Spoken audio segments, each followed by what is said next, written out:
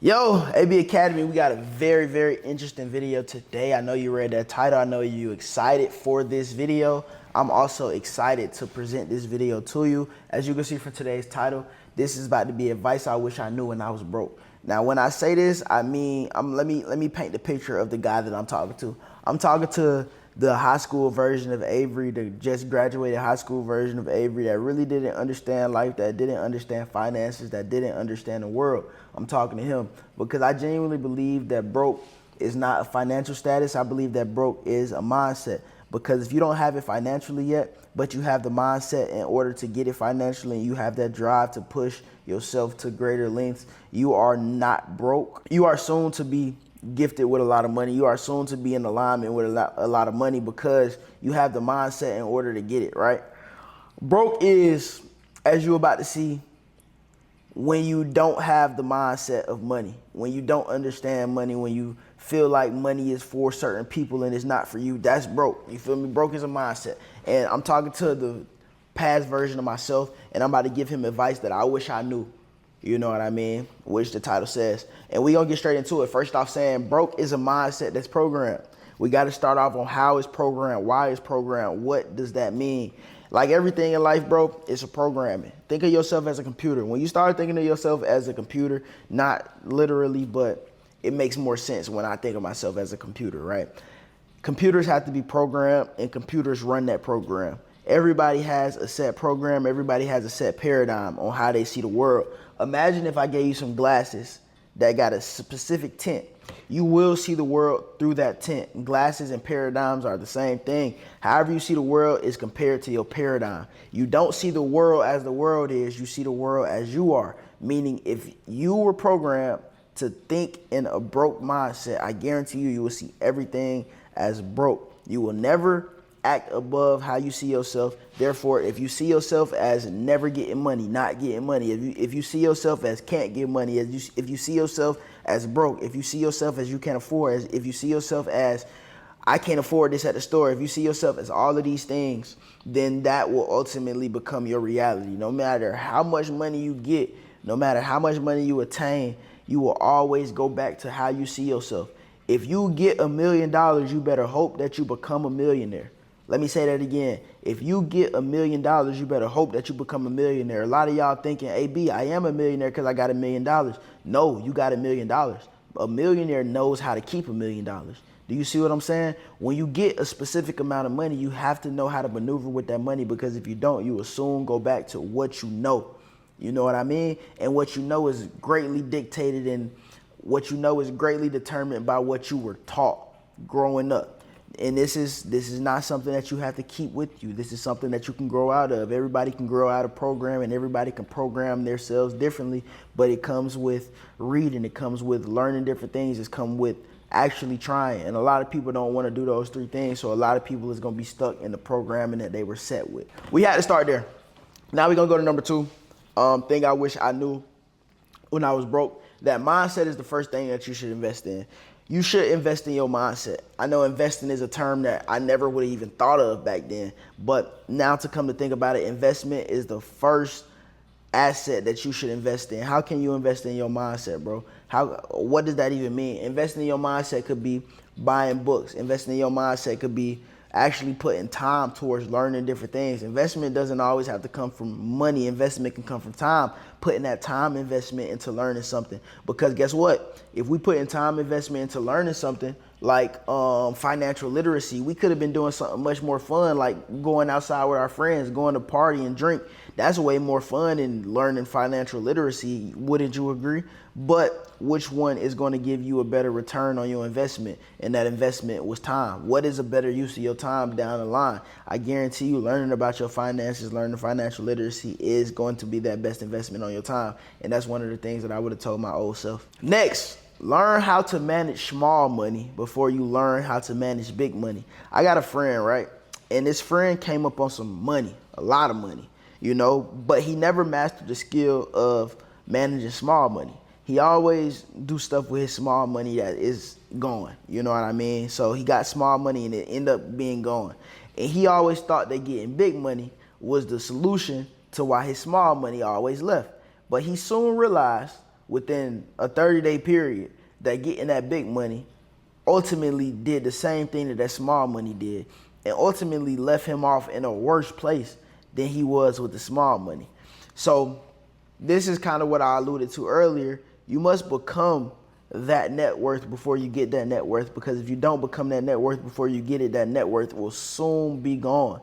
Why do you think lottery winners win all this money and eventually end up worse off than they were? Because they're so used to being at a certain level, they're so programmed to being at this certain level that when they get above that level, their subconscious, their inner mind, their inner self worked so hard to get them back to where they were. You know what I mean? You can never outperform your self-image. Their self-image is at a certain point, physically, mentally, financially, that when they get above that point, they self-destruct.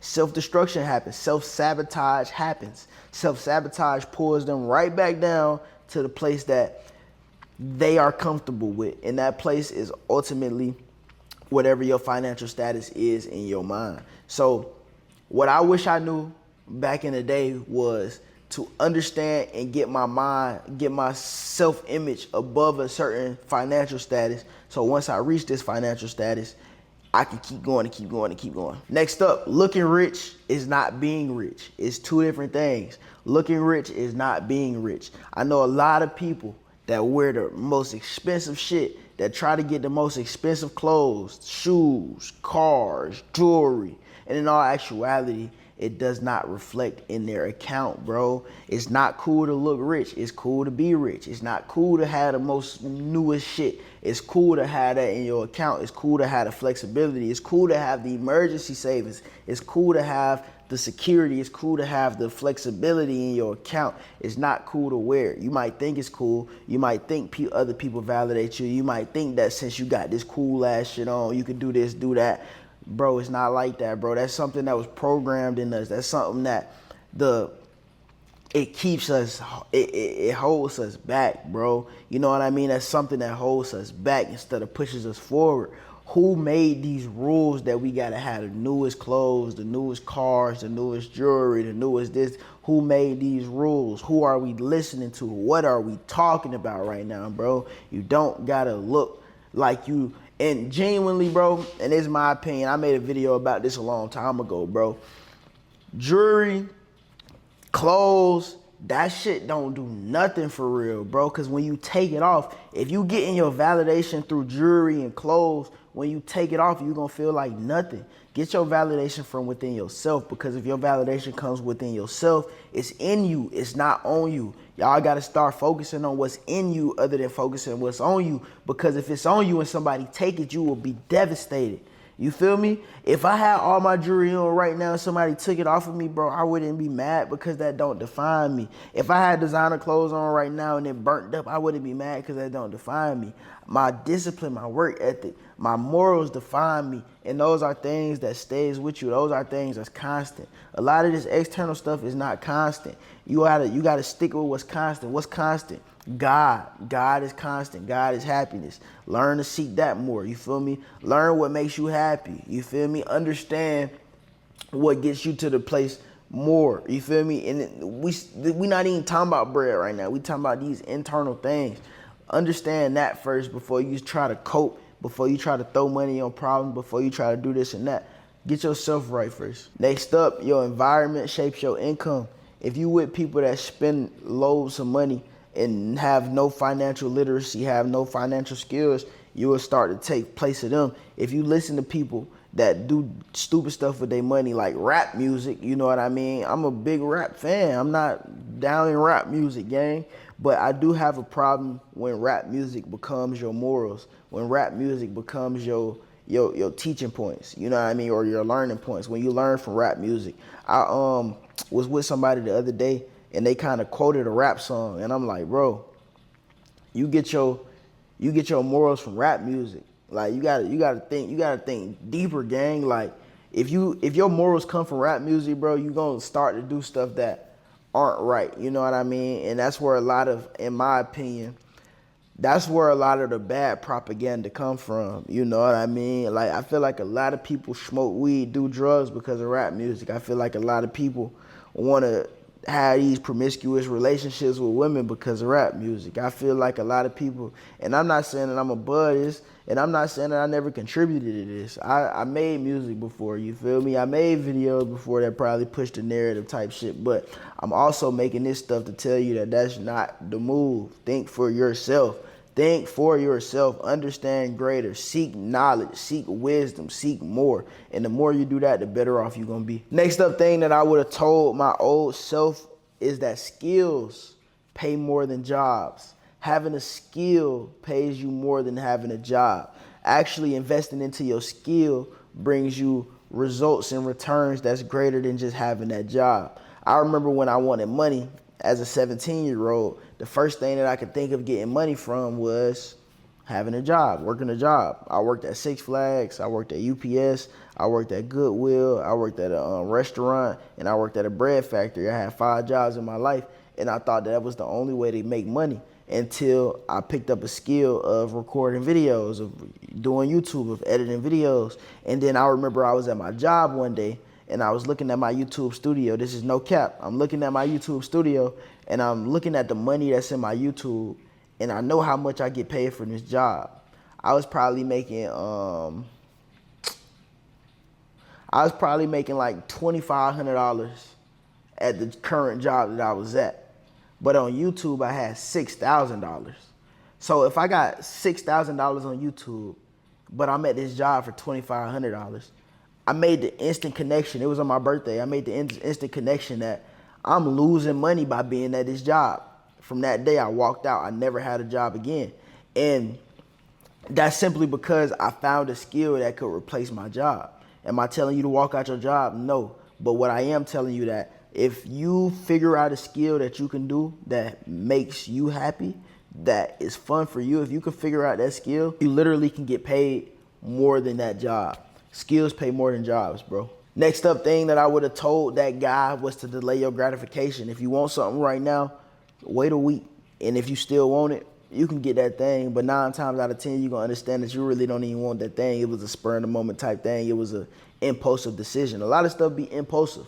And if you can wait, if you can delay that gratification, you'll ultimately get a bigger return or a better thing later in the future. You feel me? And this is with everything. I feel like that's pretty self-explanatory. Delay your gratification, twin. This next one is very essential. It's going to get a grip and give you a grasp on everything that you do financially, and that's track your expenses. Track your money in, track your money out, track every dollar. This right here is going to humble you real fast. How much money you spend every day. That's what I'm at. How much money you spend. You probably don't know. But when you start tracking, you're going to see how much bullshit, dumb shit you buy. You're going to see how many times you go to the store and buy stupid stuff, bro. It's really crazy, bro. You're going to see, like, it's going to make you mad damn near when you start tracking every dollar. Like, bro, why did I just spend $30 on that? That did not make no sense. Tracking every dollar is one of those things I wish I would have started years ago. You know what I mean? The best time to plant a tree was 10 years ago. The next best time is right now. So we can't even get mad at ourselves. The best time to plant a tree is right now. Let's start it now. Next up, man, be patient with the results, but impatient with your actions. So act now, move now, but think long term, but delay your gratification for long term. You know what I mean? So let's say you want some money. Okay, cool. Let's do everything that we can right now to make this money, but be patient enough to understand that that money might not even materialize into a year. And that's what everything in your life is, not just money, bro. If you want to build a better body in the gym, you can go to the gym today. I guarantee you're not going to see nothing from those results. You ain't going to see nothing but aches in your muscles.